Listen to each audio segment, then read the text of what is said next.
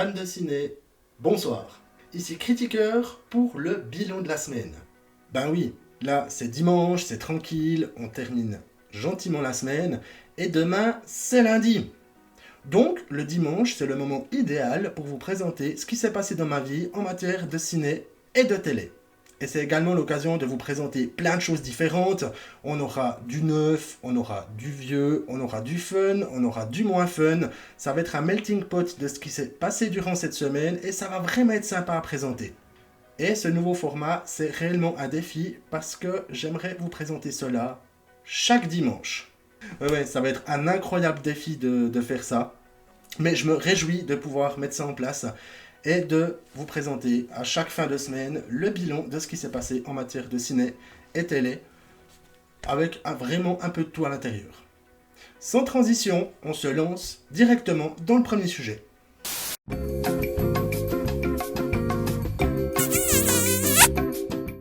Lundi, c'était la Saint-Valentin. Et du coup, je me suis dit que j'allais visionner un film de circonstance et je suis tombé sur Freddy, les griffes de la nuit, réalisé par Samuel Bayer, sorti en 2010.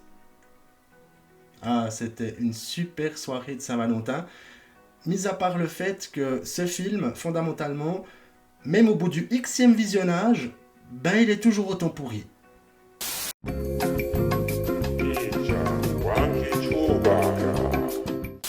Cette semaine, j'ai également eu enfin l'occasion de terminer la saison 1 du livre de Boba Fett, disponible sur Disney+. Et cette série, qui fait partie de l'univers Star Wars, qui nous raconte ce qui est arrivé à Boba Fett après l'épisode 6, donc après le retour du Jedi, ben c'est sympatoche, mais ça m'a vraiment fait penser à ces livres qu'on avait à l'époque qui s'appelaient « Où est Charlie ?» Là, on pourrait faire un livre qui s'appelle « Où est Boba ?» en particulier dans les épisodes 5 et 6. Parce que cette série qui s'appelle le livre de Boba Fett, ça met énormément en avant un autre personnage qui est arrivé récemment dans l'univers Star Wars, qui est le Mandalorien. Et des fois, on peine un petit peu à trouver Boba Fett dans les épisodes. Moi, je pense qu'ils ont plutôt voulu faire une sorte de transition pour qu'on puisse avoir accès à la nouvelle saison de The Mandalorian qui va sortir à la fin de cette année. Mais pour le reste, c'est sympa, c'est Star Wars, mais ça apporte pas vraiment quelque chose de plus à l'univers que ce qui a déjà été mis en place. Après, c'est quand même super fun. On a un clin d'œil aux Power Rangers. On a un super combat de Pokémon dans le dernier épisode entre Grogu et un Rancor. Et ça reste une série qui est très sympathique à regarder. Mais tout ce que j'en retiendrai, c'est que j'attends avec impatience la saison 3 de The Mandalorian, qui doit sortir à la fin de cette année.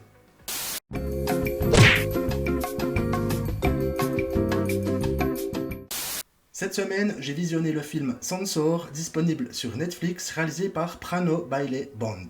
James Bond. Le film raconte l'histoire d'une femme, Enid, qui travaille pour le bureau de classification des films en Angleterre durant la période des vidéos nasties dans les années 80.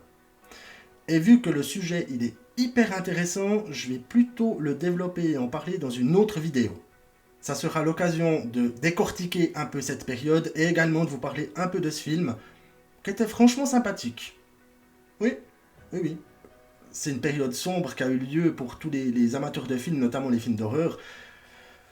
Parce que, voilà, ça a été un immense bordel, ils ont censuré plein de trucs, il y a une blinde de vidéoshops qu'on fermait. Oui, les vidéoshops, c'était ces trucs où vous pouviez aller louer des cassettes, des VHS. Et c'est une période qui est extrêmement intéressante en matière de cinéma et pour tous les amateurs, notamment de films d'horreur. Et c'est pour ça que je vais décortiquer ça lors d'une prochaine vidéo. Donc pour le moment, je censure.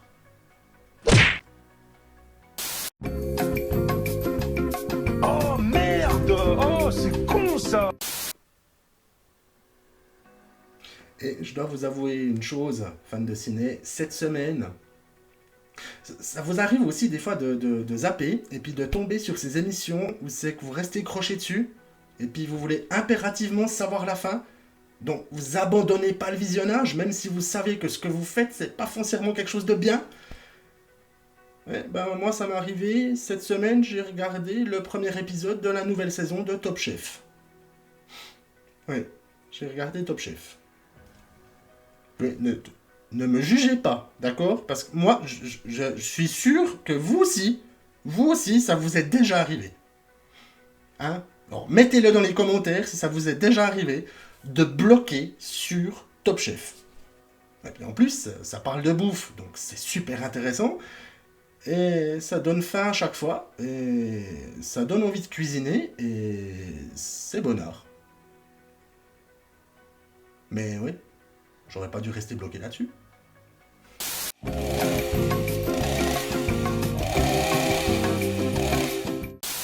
Cette semaine, j'ai également pu visionner la sortie Netflix qui était passablement attendue, qui est le Massacre à la tronçonneuse version 2022.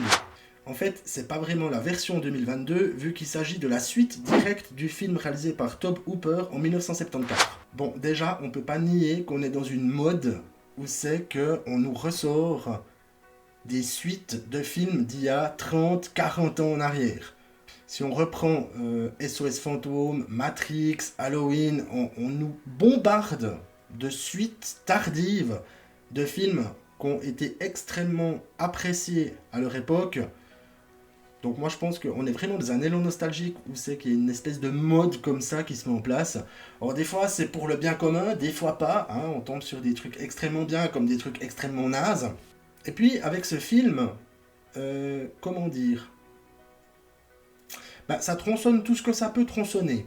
C'est terrible, c'est terrible. Je vois pas l'intérêt de ce film. Ça fait plaisir de retrouver des personnages qu'on a vus à l'époque, mais des fois, je vois pas la raison qui fait qu'un tel film sort. On a effectivement à un moment donné un massacre à la tronçonneuse, chose qu'on n'avait pas dans le film original de Tobe Hooper. Voilà, on retrouve Leatherface, on retrouve son ennemi qui a réussi à s'échapper dans le premier film. On retrouve une bande de jeunes qui se trouvent au mauvais endroit au mauvais moment. Bonjour le cliché. Mais fondamentalement, ça apporte absolument rien. Je ferai une critique sur le site Cinécritiqueur concernant ce film pour pouvoir développer un peu les arguments et dire ce que j'en ai effectivement pensé. Mais sur le fond, c'était pas exceptionnel. Du coup, après le visionnage de ce film, je me suis dit que j'allais me regarder La colline à des yeux d'Alexandre Aja, sorti en 2006, qui est le remake du film de Wes Craven qui est sorti en 1977. Parce que les bons remakes d'anciens films, ça existe aussi.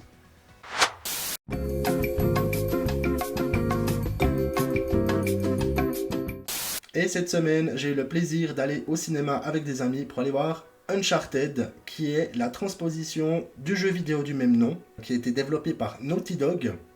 Ouais. Alors voilà, c'était sympa. Alors, il y a de l'action, il y a de l'aventure, il y a Tom Holland, il y a Mark Wahlberg, il y a de bons effets spéciaux. Moi, je trouve que la transposition était assez chouette. Après, ça reste un film d'aventure, un film popcorn, qui est très appréciable, c'est qu'on passe un bon moment. À voir si il y a des suites qui vont arriver, ce qui techniquement avec la scène intergénérique ne laisse aucun doute. Et on verra après ce que ça va donner. En tout cas, moi, les jeux, je les avais grandement appréciés à l'époque. Et c'est toujours un kiff d'y rejouer maintenant. Et ça fait plaisir de voir ces personnages des jeux qui sont transposés à l'écran. Et ça me fait une transition parfaite pour vous annoncer la sortie d'une grosse vidéo la semaine prochaine avec un nouveau format qui s'intitule Parallèle, dans lequel on décortique ensemble la transposition d'un jeu vidéo en film. Et pour ce premier épisode, je me suis attaqué à... Non, je vous laisse la surprise.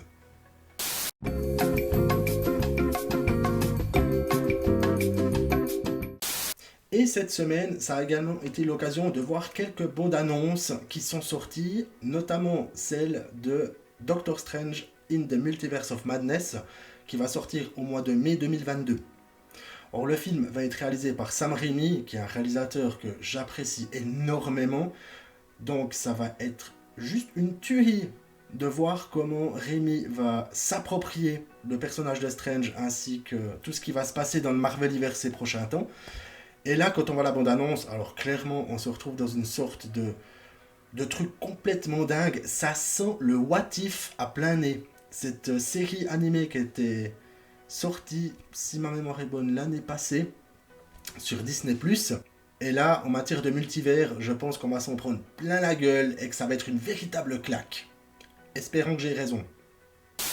J'ai également eu l'occasion de voir la bande-annonce de Jurassic World, Le Monde d'après, qui est le 3e film de la nouvelle trilogie qui a été initiée par Jurassic World.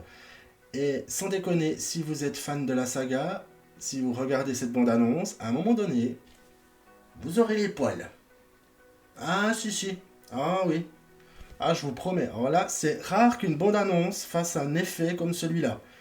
Donc, gros fan des films Jurassic Park depuis leur sortie, là, ça fait quand même quelque chose, cette bande-annonce. Donc, je vous invite à aller la voir. Je vous la mets en description avec les autres. Et le film va être réalisé par Colin Trevorrow. Et on s'attend vraiment à du lourd.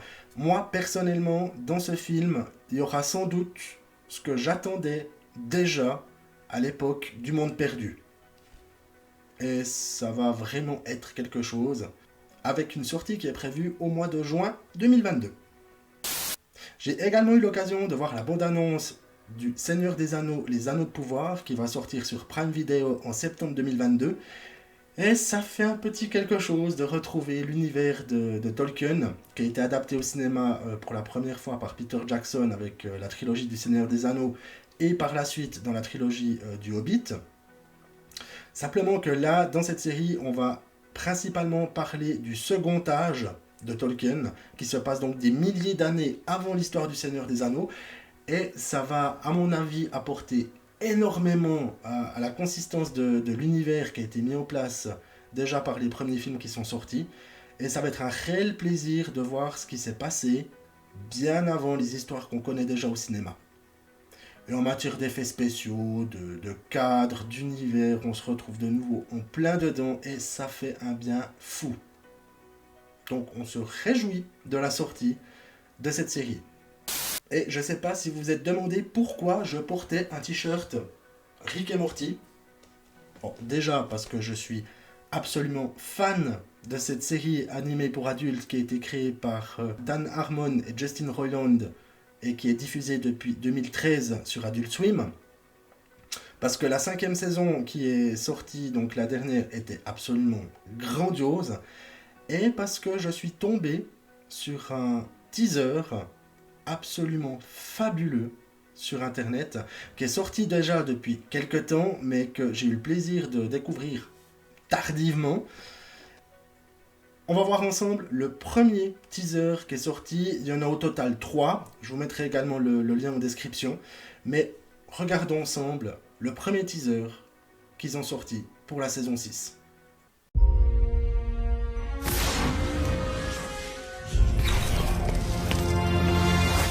Morning. Well, oh. Oh, jeez.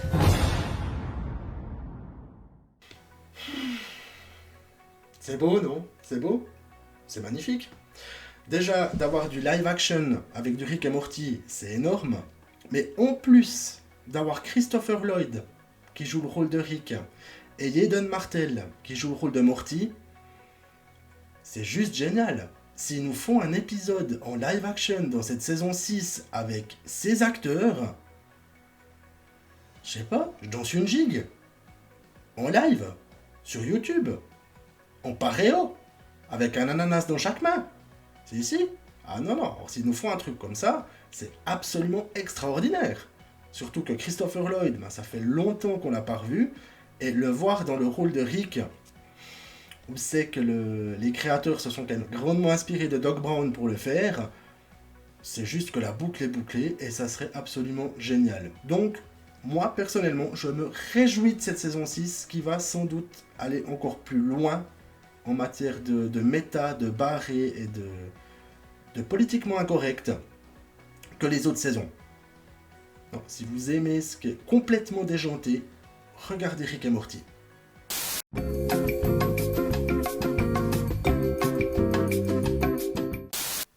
Voilà, c'est tout pour le bilan de cette semaine. J'espère que vous appréciez ce format. On se retrouve de toute manière dimanche prochain pour un nouveau bilan. Grosse sortie vidéo cette semaine, je le rappelle, ça sera sans doute mercredi ou jeudi. Donc restez à l'affût sur ma chaîne YouTube. Il y aura de toute façon l'information qui va être relayée sur ma page Facebook ainsi que sur mon site internet, que vous trouverez tous deux en description. N'hésitez pas à me laisser un commentaire pour me dire ce que vous avez fait de votre semaine en matière de ciné et de télé. En attendant, fans de ciné, bon courage pour lundi et bonne semaine à tous. Et bon visionnage.